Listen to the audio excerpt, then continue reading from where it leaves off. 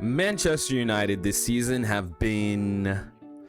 This team is shit. The coach is shitter.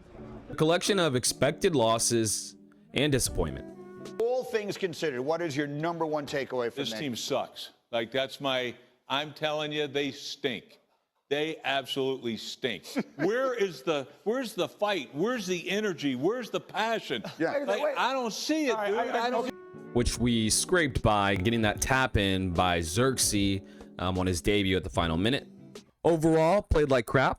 We didn't fucking go for it. Then smacked around by Brighton Outspoken thing about Manchester United is that you don't quite know what they are. with a disappointing result 2-1.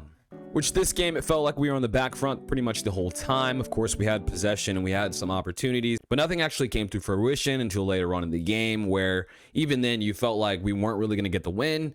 And what do you know it? They score in the 95th minute. What's changed, really, mate? Again.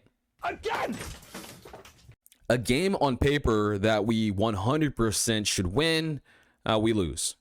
It's not like I'm Harry Potter and to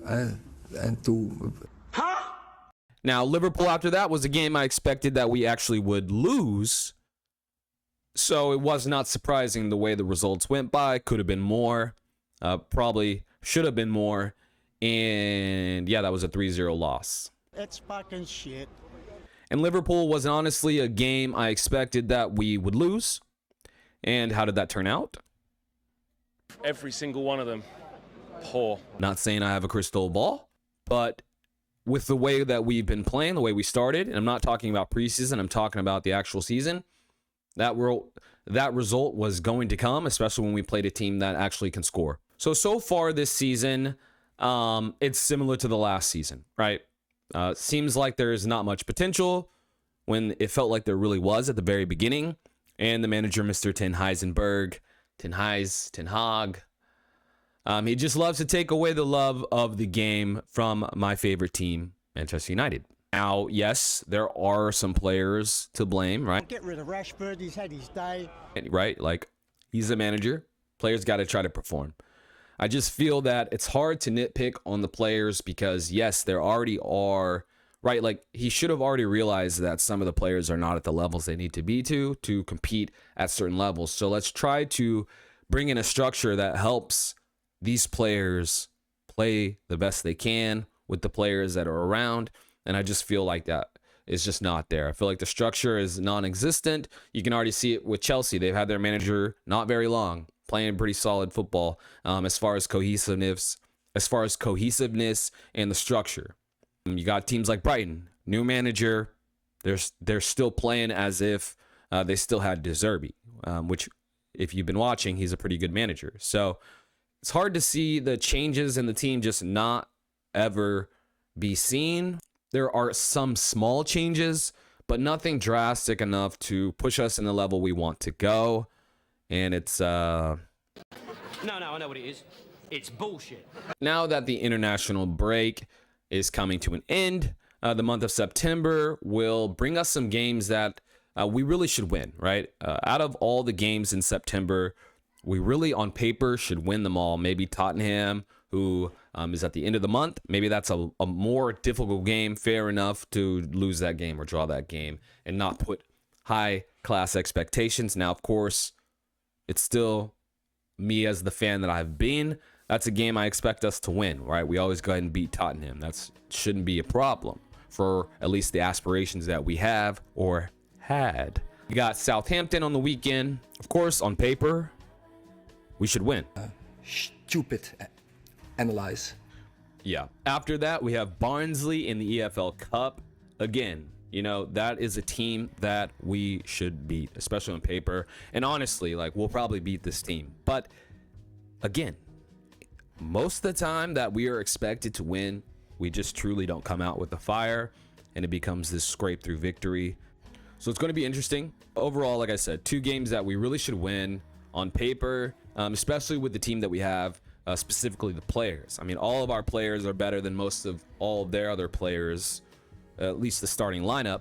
So we should do well, of course. Barnsley, they have a decent striker, but I mean, come on. We should scrape by. I mean, we should not have to scrape by them. We should dominate and win this game with ease. But again, we shall see. How do you think we'll do over the weekend against Southampton? So far, are you happy with the way Manchester United have started? And do you feel that the season is already over? Or do you feel that there's plenty of time and Ten Hag is actually the right man to get us moving forward? Like I said, the hardest game that we have on paper is going to be Tottenham. Of course, we have Crystal Palace on the 21st, but Tottenham, that's going to be the toughest game on paper that we have. Yeah, other than that, I believe all the games are winnable. Of course, we go against Twente in the Europa League, a game that we should easily win. And if the results are poor, this manager has to go. Ineos, if you dare keep this manager, I swear, wallahi, it may be over before it started. if we go through this month and we don't win as many games as expected, would you think it's time to let go of Ten Hag? Of course, we have Van Nistelrooy on the sideline already, who can be a quick replacement. Now, yes, he might not be as well tested as some of these other managers. He already should have respect for not just the players that have been playing on Manchester United, but players that possibly could come to Manchester United in the future. I'm not saying even if Ten Hag loses these games, he would get fired. Now, as where I believe what we should, I believe, yes, if these results do not, you know, it honestly, like, I'm looking through this list. If we don't beat Southampton, I mean, like, we need to beat Southampton. We should beat Barnsley. We should beat Crystal Palace. Should beat Twente, and should have some type of result against Tottenham. Now, I can see us not having results against Crystal Palace, Tottenham, and I can honestly see us not having results against Southampton. Now, Barnsley, Twente, I feel like against the lower teams, or teams that we really just on paper are much better than, I feel like we typically beat these teams over the course of the game. Eventually they fold, right? But we shall see. Luckily for Ten Hag in this position, if I were to say how long does he have, I would say he probably has a good amount of time, because if he goes 4 out of 5 wins, 3 out of 5 wins, that's going to look good from the owners who, you know, they're not necessarily all football oriented, mainly business oriented, or at least that's the way it's coming across from me, from what I've seen. But again, we shall see. I know some fans will be back on the Ten Hag wagon if results are good, which, you know, is going to just delay this whole process. I believe that a manager at this level should either be ready or they're not ready. I'm not saying that you should fire managers every single season, but if the results do not match up and you're continuously seeing change not really happen, I believe it's time to move. And this is the Pitchside Report.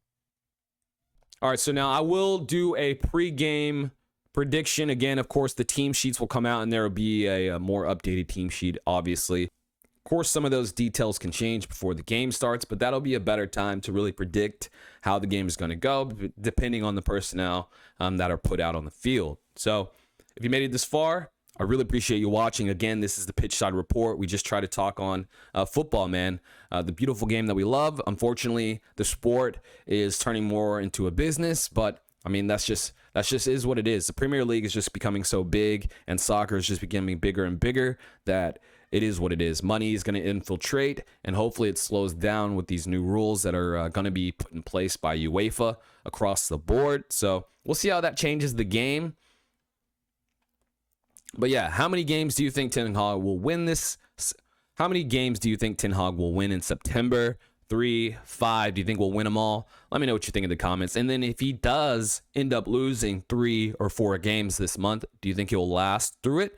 Or do you think that the owners are set in stone? Let me know what you think in the comments. But honestly, if you made it this far, I really appreciate you watching. And I will catch you guys in the next video. Later. It's fucking shit.